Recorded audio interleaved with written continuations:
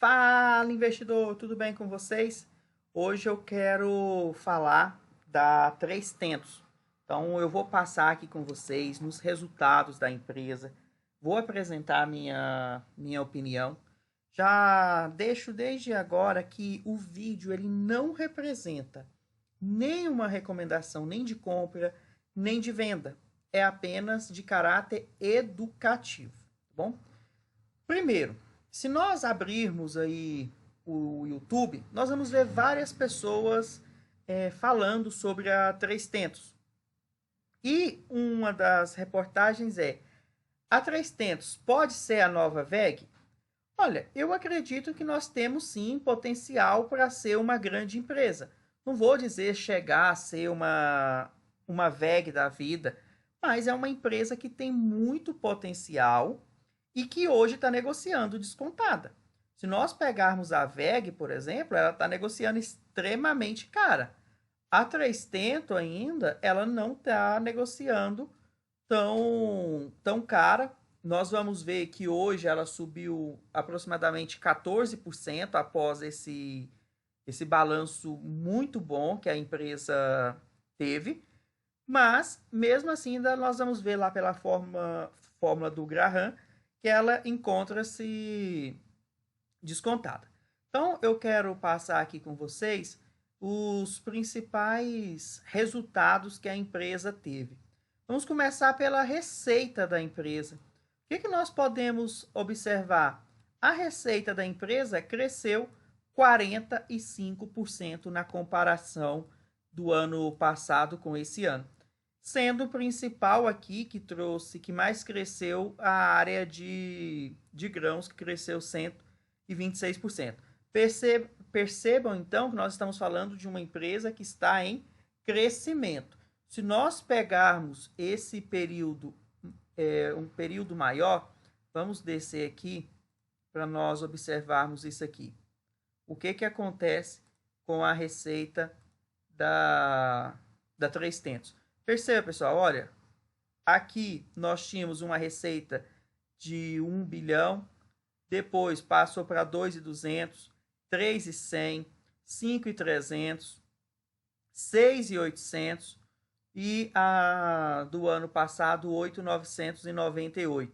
Então percebam que a empresa tem um crescimento absurdo. Se nós pegarmos aqui, né, os últimos 12 meses, que aí vai estar pegando o período passado com esses de agora, a receita dela é mais de 12 bilhões de reais. Então, é uma empresa que tem crescido significativamente. Só nesse trimestre deu 3 bilhões e meio quase. Então, é um crescimento muito grande. Nesse ano,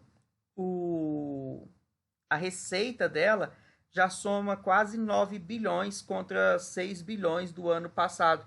Então, um crescimento aqui de 50%. Então, a empresa está crescendo bastante, tá? Então, nós temos que ficar de olho nesse tipo de empresa para tentarmos comprar barato, para lá na frente nós conseguirmos obter um grande retorno. Agora, sobre o lucro bruto. Então, nós percebemos que o lucro bruto do setor de insumos ele caiu, tá? Então ele teve uma queda de 7%. Em compensação, grãos e indústria cresceram mais de 100% cada um. Grãos aqui cresceu quase 200% e a indústria 150%. No comparativo dos 9 meses, a empresa cresceu 95,8% de média e nesse trimestre 93,7%. Então, é uma empresa que está crescendo o seu lucro. Aí a administração até colocou: continuamos apresentando recuperação de margem na comparação com o ano anterior, visto as melhores condições de negócios da indústria e dos grãos, e realmente nós percebemos isso, explicado principalmente pela melhor originação de grãos realizados em 2024 e recuperação no preço do biodiesel. Adicionalmente, precisamos reconhecer os esforços do nosso time de insumos, que mesmo neste cenário mais desafiador, conseguimos apresentar margem estável na comparação com o ano anterior. E aí ele vai cada uma aqui dos grupos, né? Dentro do grupo de insumos, então ele coloca aqui de onde o volume que ele tem por 1.000 toneladas ou quilos por litro. E aí nós podemos perceber que a área de semente ela apresentou uma redução, porém a área de fertilizantes e defensivos apresentaram crescimentos, tanto no trimestre quanto nos 9 meses.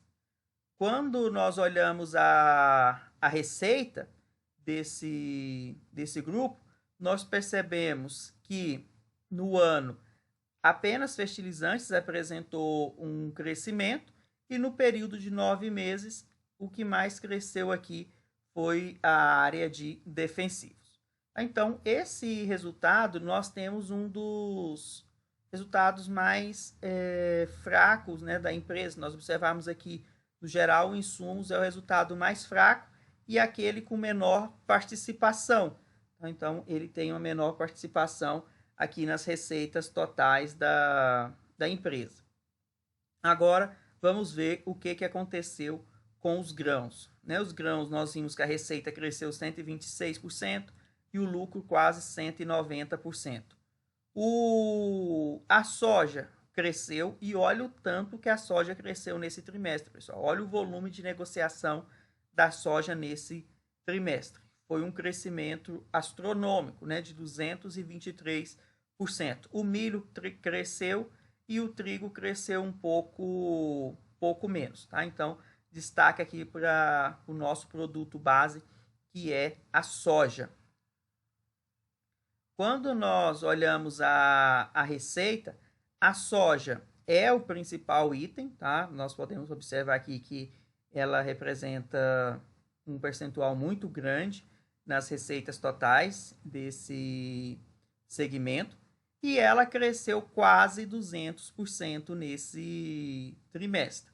No acumulado, ela cresceu 136%, então realmente a soja tem apresentado uma significância muito grande dentro do segmento ali de grãos.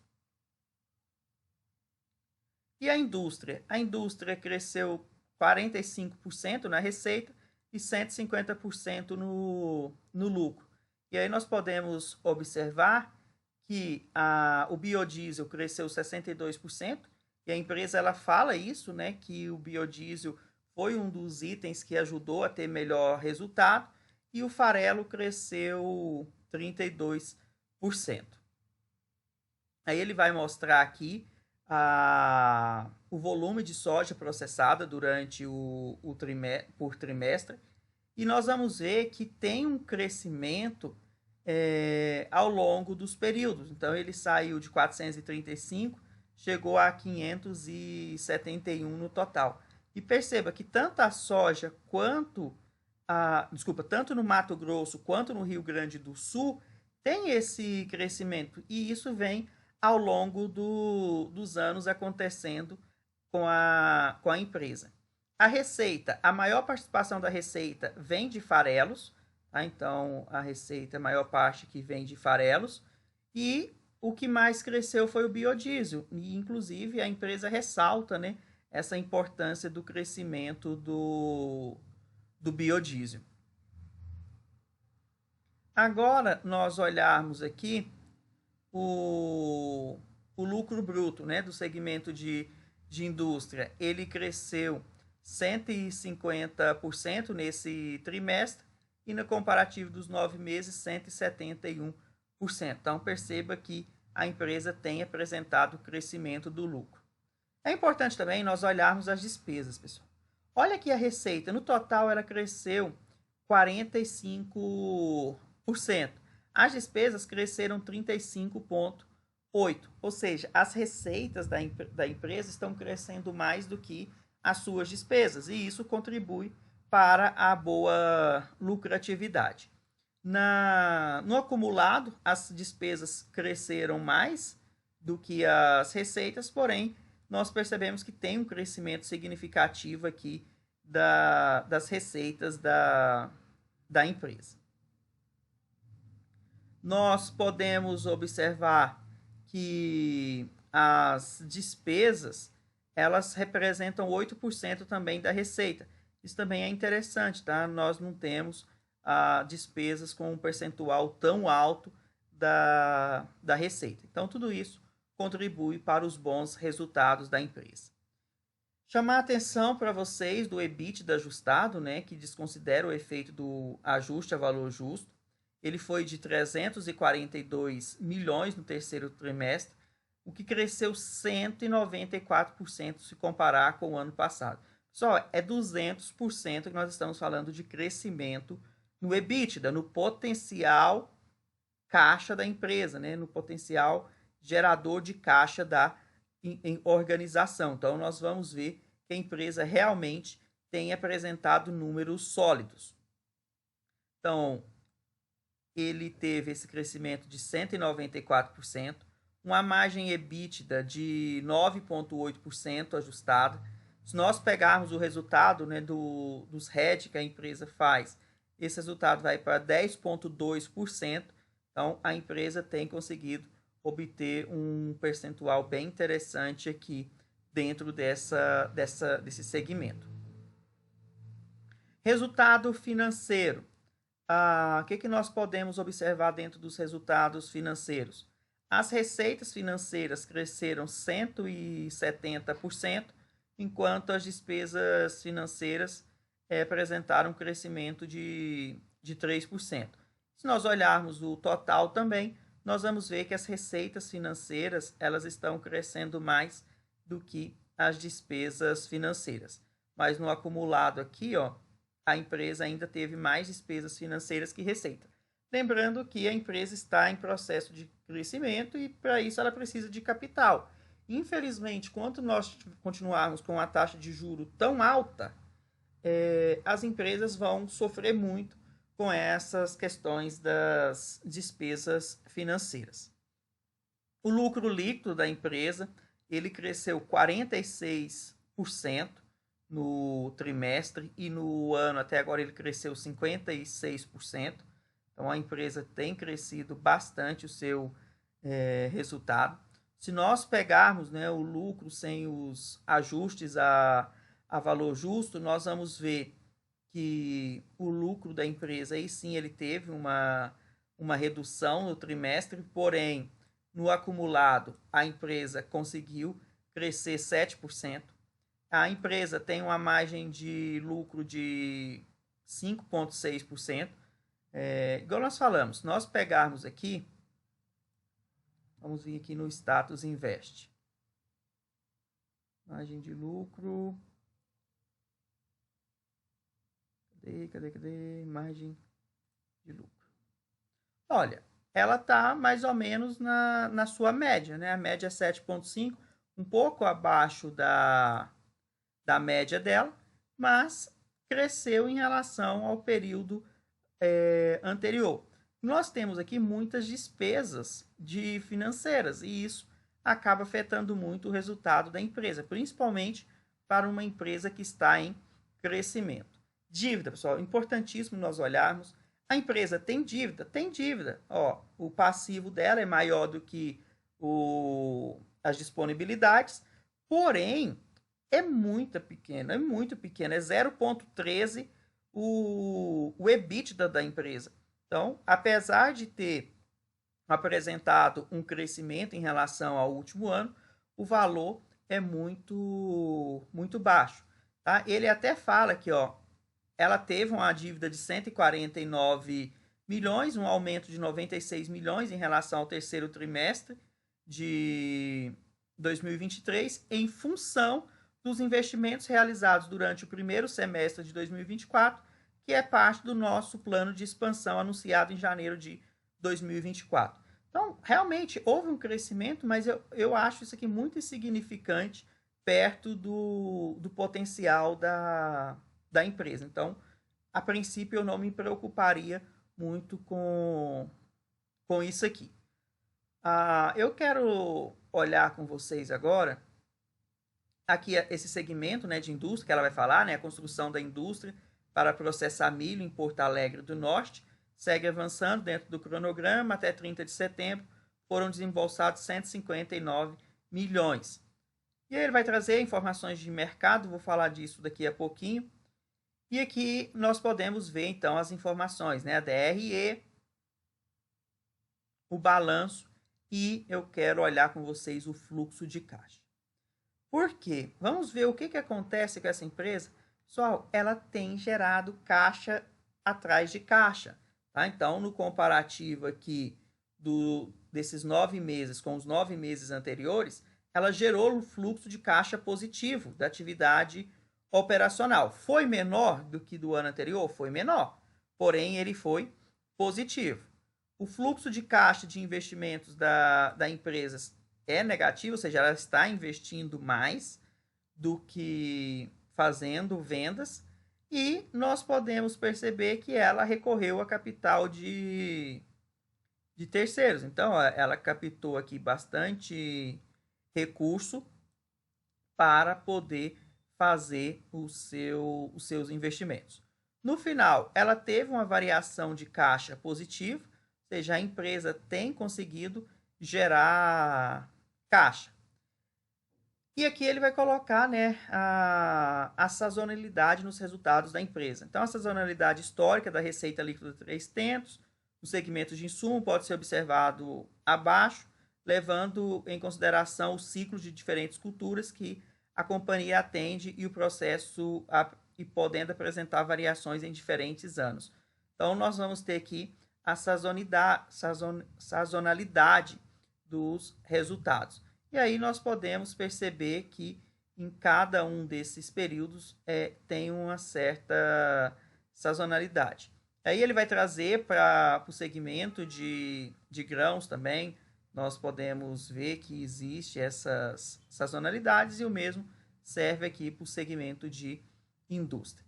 E aqui nós temos, né, o parecer dos auditores independentes, então eles estão atestando que a empresa está ok. Tá? Então, basicamente, é isso que eles vão informar, que a empresa atendeu todas as normas e que está bem tranquilo. Tá? Foi a KPMG que fez a auditoria. Então, basicamente, essas são as informações desse trimestre. Vamos dar uma olhadinha aqui nas informações contábeis. Vamos só atualizar. 13,99. Olha o que a empresa tinha divulgado ontem. Quanto que era o seu valor. Então, vamos abrir aqui a calculadora. 13,99 dividido por 12,19. Ou seja, um crescimento de quase 15% no preço da ação. Então, o mercado realmente gostou, né? Que, ó, quase 15% no preço da ação, o mercado gostou. Não é empresa para dividendos, tá, pessoal? Já falei isso. Esquece. Quero investir na 3tentos para dividendos? Vai buscar outra empresa. Vai buscar na área de energia, vai buscar na área de bancos ou outra área. Não é a 3tentos essa empresa. Agora, se você quer uma empresa de crescimento, essa aqui pode muito bem ser a empresa que você está buscando. Para nós finalizarmos, o vídeo já está até um pouco extenso, mas eu queria falar bastante dessa empresa. Eu trouxe aqui o preço justo pela fórmula de Décio e Bazin, ela está extremamente cara, e apesar desse crescimento aqui, ó, vou pôr 13,99, ela ainda tem um potencial de 15,2% em relação à fórmula de Benjamin Graham. Se você comprar ela até 13,99, ela ainda estaria descontada, porque o valor intrínseco dela, o valor justo, seria R$ 16,11. Tá? Para não alongar mais, mas eu ainda tenho que ressaltar um ponto com vocês. Olha aqui, há 2 meses atrás, eu gravei esse vídeo. A empresa custava R$ 12,20. Então, vamos lá. 13,99 dividido por 12,20. Nós temos aqui um crescimento de 15%. Só que se você observar algo, vamos por aqui 6 meses. Olha isso aqui, pessoal. A empresa chegou a ser negociada a 10,22. Quem comprou ela e vendeu hoje, por exemplo, ganhou 36%. Então, vocês podem aproveitar oportunidades também para fazer swing trade. Eu fiz swing trade aqui com a 300. Eu vendi ela algo em torno de 11,60, 11,70, não me recordo exatamente o valor. Tinha me dado uma valorização de 15%, foi um pouquinho mais aqui, porque a valorização era de 15%. E mesmo assim, ó, vamos pegar se foi aqui, eu deixei de ganhar ainda um percentual maior. Então, poderia estar ganhando mais uns 20% aqui. Não me arrependo, tá, de ter vendido, porque era da minha carteira de swing trade. Então, você compra e vende. Dá um lucro, você estabelece uma meta. Minha meta para ela foi 10%, consegui até mais. Então, tá ok. Mas é uma empresa que lá na frente você pode não conseguir comprá-la a esses preços, tá bom?